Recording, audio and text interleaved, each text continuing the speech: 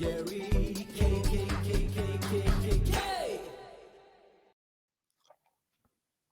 this is Gary K, and I'm welcome to another edition of my Rants and rAVes videocast. And I'm here with Neil Fluester, who is the host of CresTV, CresTVrants TV show. And I thought it'd be kind of cool for us to get together and talk. You know, we both. First off, Neil, welcome to my Rants and rAVes. Thanks for having me. It's great to be. I can't believe it's taken so long to come on. I know it's kind of weird. We talked about it a long time ago about getting together and doing something. Since we both kind of do the same thing, we're both on camera a lot.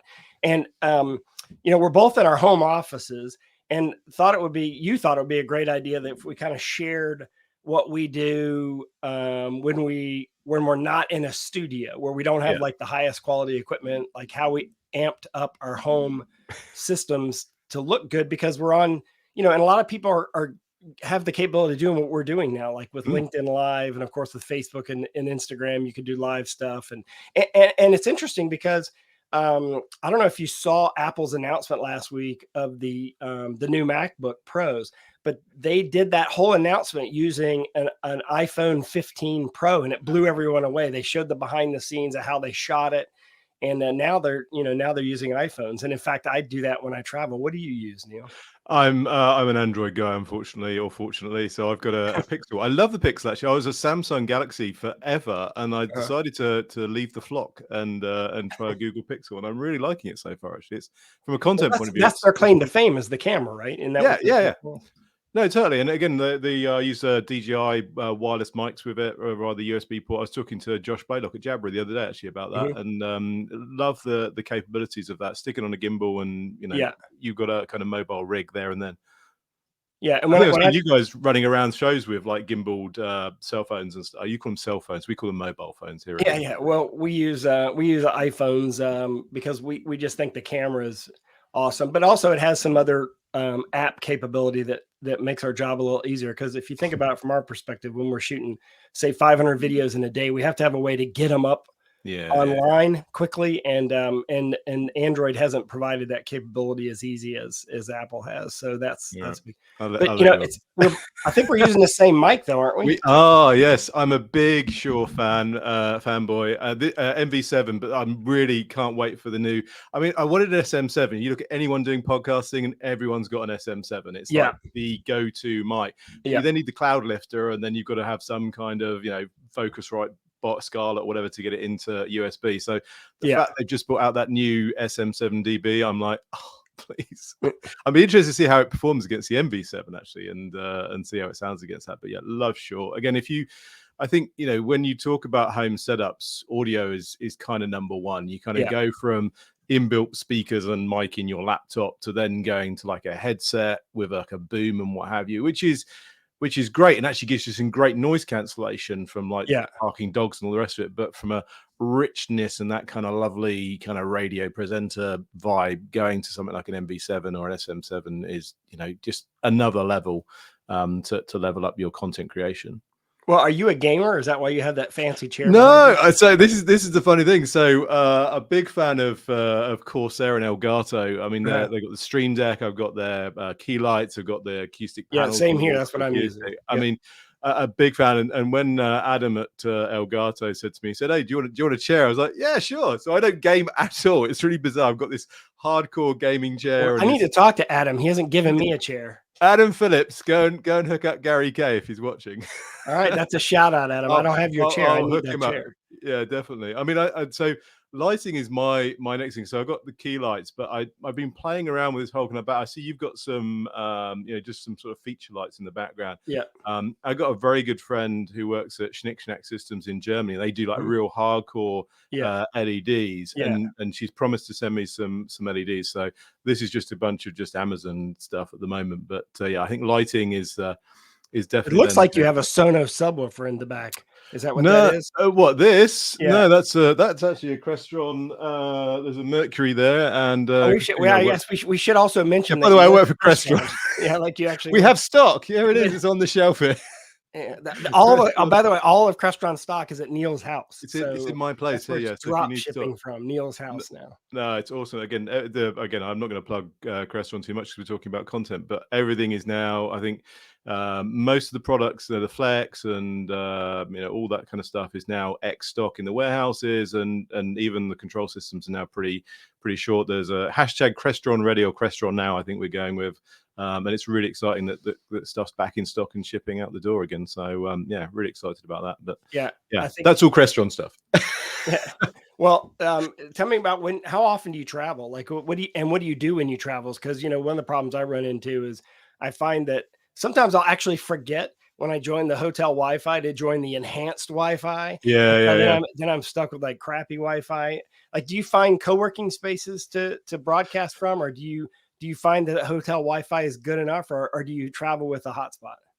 So Netgear, again, Netgear, one of our partners here at Crestron, and I've got a 5G hotspot for them. But I guess the challenge I have is, and it's not so much of a problem for you in North America, but Europe is made up of a whole bunch of different countries. So the cell plans or the mobile plans between France, Germany, and wherever are all different. So having a SIM card for all of those, so taking a hotspot is a real challenge. I have a hotspot off my phone normally, or as you say, use hotel Wi-Fi and just wait. And I think the other thing is you kind of have to have that drop in quality. You can't have that kind of rich 4K goodness. You kind of have to kind of come down a level to 1080 and even 720, especially putting stuff up on like LinkedIn or Instagram. It's such the content's going to last for a week at best, probably, especially at an event. You do a thing from ISC or Infocom or wherever, that content's going to be very timely, and within a week, 2 weeks, it's kind of people have moved on from it. So anything you tag with hashtag Infocom or whatever, having that is like 4K. It's not going to be evergreen content that's going to last for a year, 2 years. So I think again bringing it down to that. But I've been messing around actually. I've got one of these new fancy Insta 360 things I've been playing with. This like 360 camera, and I want to play more with that. The capabilities of it are awesome, but you need to kind of play with it and work out the software, because you could potentially, it's got again 360 cameras, so you can just hold it in between you and the person you're interviewing, and then in the edit you can just switch. You can go, okay, he's talking, I'll switch to them, you're talking, I'll switch to you. So the potential of a kind of run and gun mobile rig at a trade show or an event, the Insta 360 has a lot of potential, I think. But I take loads of what we've ended up doing is using a switcher on site sometimes, or we'll just shoot both video and we'll just edit it and post, because it's interesting. The Insta 360, I used to travel with one of those too. Have they fixed the software in the sense that one of the problems was even importing it onto a laptop, a Mac laptop at least, was difficult because it would only be compatible in a specific app as opposed to just being able to use it in whatever you wanted to use it in. Is it more compatible now? I think it's better. You still need to run it through their app, I think. You do. Okay. And again, I tend to do it again through, like we were saying earlier about doing things directly from the mobile and taking out that step, because again, having to upload it to somewhere, then transfer it, then edit it, it's all adding steps into your workflow. And again, if you can try and streamline that and make it more simple and quicker, I think it's absolutely better. So yes. What laptop do you use, by the way? So I've got I'm using a desktop rig at home, so I've got like 3 screens. But when you travel, when I travel, it's a Dell with a built-in NVIDIA. Man, we are different because I'm a Mac guy. I know. You see, you're an Android PC guy. I'm a PC Android. I'm a techie. You see, I'm not following the flock. And I love to. Now hold on a second. Now I'm not following the. Well, I guess I'm not going to bar at you like a sheep. But I do believe that Apple makes simpler to use, and I'm not. You're techie. People consider me techie, but in all honesty, I'm not that technical. In fact, it's funny. I bought this. I don't know what you'd call it, but an LED hexagon kit that you can hang on your wall that I thought was really cool. I've seen and I thought, well, this would be cool. I'll buy this and I'll use it. And it came over the weekend. And I unpacked the thing, and the instruction manual to install it was like 90 pages. And I immediately thought, I got to call my electrician because this thing is hard. And this thing seems too hard for me to install. Yeah, I mean that is a drive. Again, you do. I think a Mac is a tool to do a job. I think there's no denying that. I've never really been into Macs. I've been in. I mean, my first job out of school was building PCs back in the 90s. So I've always been a PC guy.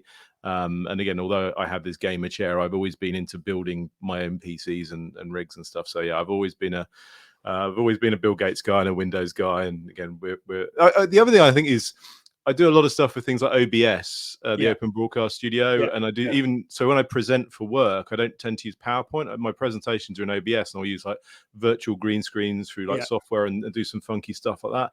And I always find that again, Macs are a little bit more. And again, I'm not dissing Macs if we're sponsored by Apple or anything, but they just don't give you that kind of out of the box stuff sometimes. Because again, I'll use like XSplit. There's not even an OBS client that's actually in the App Store. Yeah, so that's a tough one. Illegally download it. Yeah, and like side load it and hack it and whatever. So again, exactly.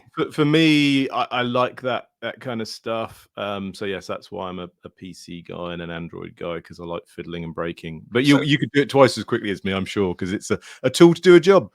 Yeah. No, and well, I'm curious, for those people that don't know you, we're gonna put a link in the description of this thing. Connect with you on LinkedIn. They should definitely check you out. Technically, your title for CresTVrants is Global Director, Content Creator, and Storyteller.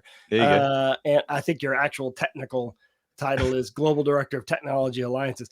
But you also do CresTV. Talk about CresTV, how often it is, how do we find it?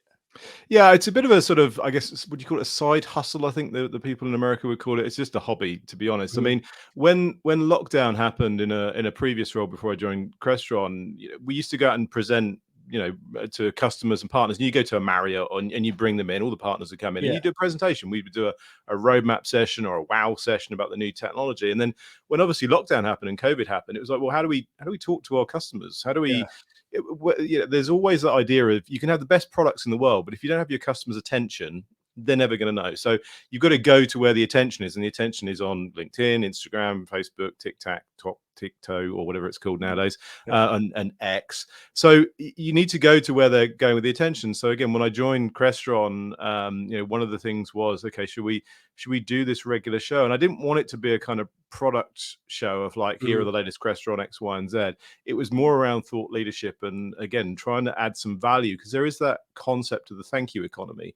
If I go on there and give you some value and actually give away some value, then that's going to make you more inclined to then come back and talk to me or talk to CresTVrants, because we're providing value, not just trying to sell through a video podcast. So we wanted to try and put some value in there. So we get all kinds of guests coming through, and again, I talked to you before about getting you on, and again talking about some of the stuff that you're doing on the show, because I think again, the end of the year will be a good time, because I'm doing my crystal ball article now, and I can tell you some sneak previews of stuff I'm going to talk about in 2024. Yeah, there we go. We could have a sneak peek. Well, how do we find your show? Like, where do we go find it? So it's on YouTube every Thursday generally, but also if you get a CresTVrants website, I think it's under news and podcasts. So we're into about show 50 or 60 odd now, I say, on a weekly thing.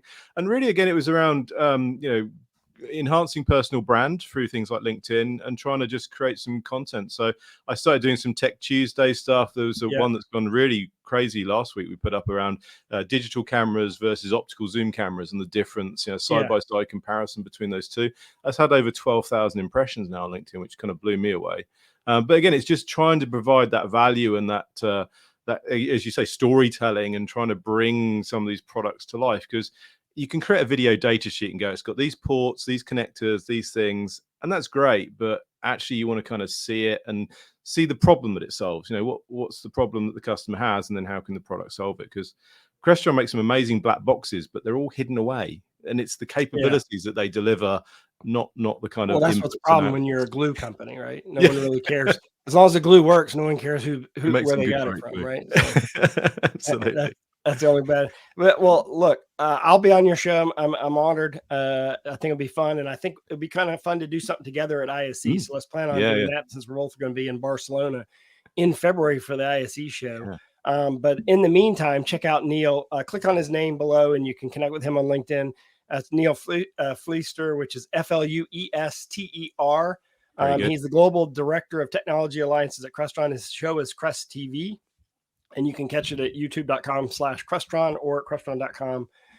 Neil, thank you very much for joining me today. I really appreciate it.